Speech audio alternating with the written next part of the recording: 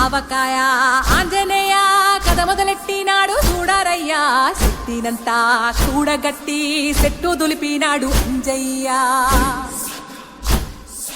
ఎర్ర ఛాయ కోతి అవతార వెంటమాయ కత్తి సేత పట్టకుండా కాయ కోసినాడు కపిలయ్యా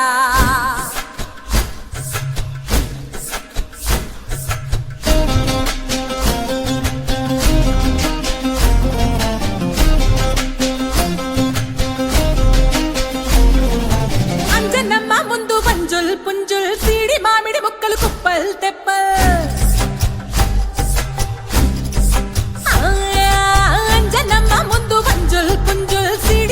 ముక్కలు కుప్పల్ తెప్పల్ టెంకలోని